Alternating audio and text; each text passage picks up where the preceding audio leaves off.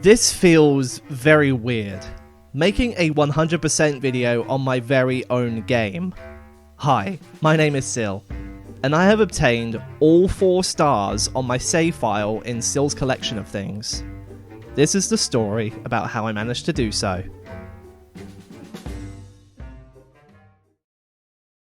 Sil's collection of things is exactly what it says on the tin. A collection of fan games created by, well, me, Sil. There are 15 in total, and there are a total of 50 achievements. However, for this video, we will only be focusing on the first 24, which is what is required to get all of the stars on the save file. The latter 26 are just side challenges and fun values, so they will have no effect on this quest I've set for myself, but there is one other that will be required.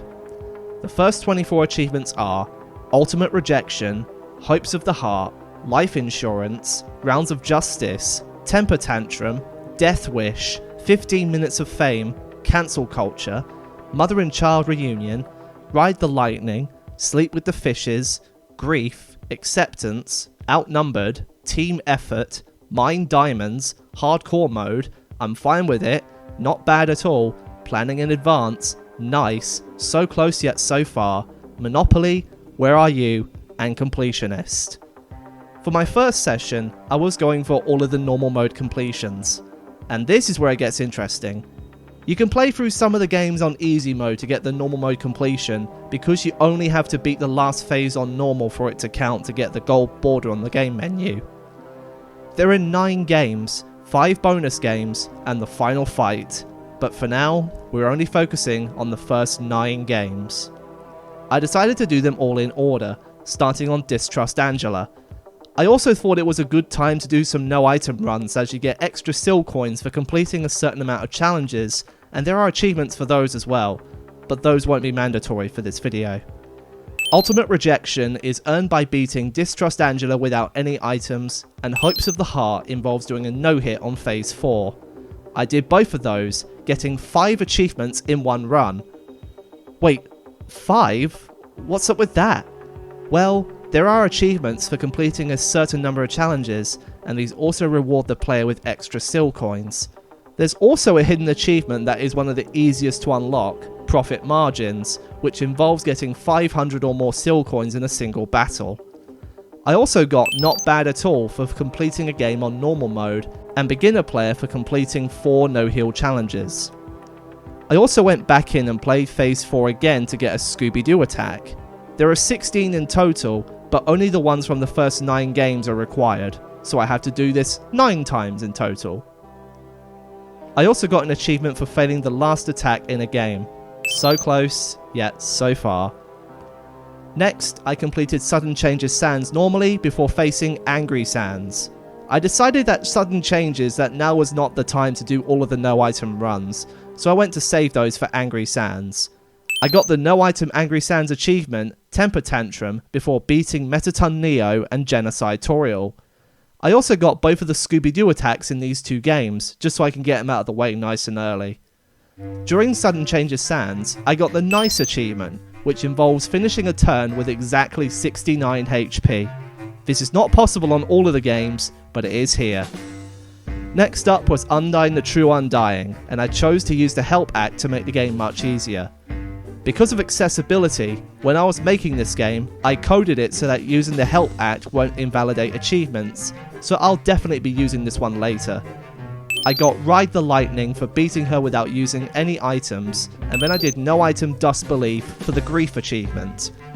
Now I took a break from the challenge running for Bad Time Trio before going back to getting more Scooby-Doo attacks. Next was Dust Trust, and I got the Mine Diamonds achievement for beating phase 2 without using an item. Some Scooby-Doo attacks require you to endure a survival attack for it to count, but it's easy if you slap on easy mode and RNG sucks. I also went ahead and went back to Distrust Angela phase 4 to get I'm Fine With It and Planning in Advance, both of which are easy mode and RNG sucks achievements respectively. After that, I beat Does Trust phase 4 before going to get all of the Scooby-Doo attacks.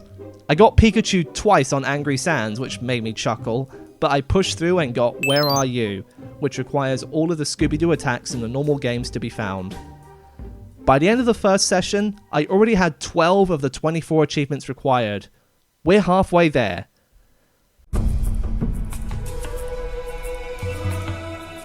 To start the second session, I got 15 minutes of fame for no healing Metaton Neo and Mother and Child Reunion for no hitting Genocide Toriel. I went to play Bad Time Trio again to get Outnumbered, which is the no heal achievement, before doing a no item run on Sudden Changes and Does Trust to bring my total no heal count above 16. Now it was time to play the bonus games. No challenge runs are required for these, so all I had to do was just complete them on normal to unlock the last game.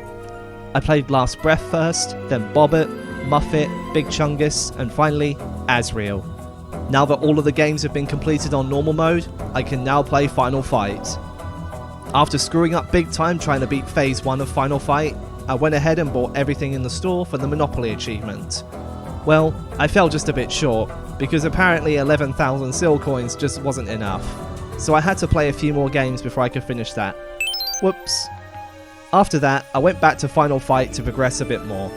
Final Fight is not like the other games because it's unbalanced on purpose, and no challenges done here actually count to the total, which I think was a better choice. It might actually be too hard to challenge run some of these phases because they're completely ridiculous, and some challenges just were not designed with human playability in mind. I got to Phase 5 with a bit of a struggle. During my testing, I never actually beaten Phase 5 without power-ups, and my closest attempt was with one bomb power-up, but then I made it to the end and died to the insta-kill tunnel. Oh well, there's always a next time. Then I went to grind Bad Time Trio no-hit to get some coins for power-ups. For some reason though, the achievement is bugged and only the first try in any given session would give it to you.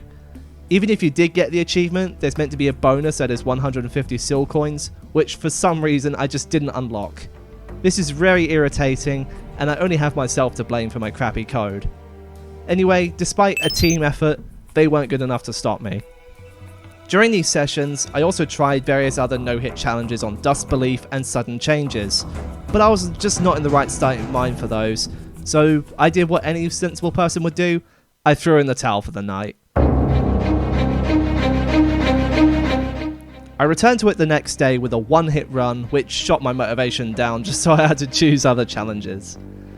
I finished off Metaton Neo for cancel culture, and I used the Auto Pink Shield for Undyne, getting the Sleep with the Fishes achievement. And finally, Angry Sands. No hitting the entire thing in one run is actually very tricky, so I had to use some help from this guy, who was the first to complete this monster of a challenge. Doing so unlocked Death Wish, leaving just 3 no-hit achievements left. But these next 2 foes forgot something.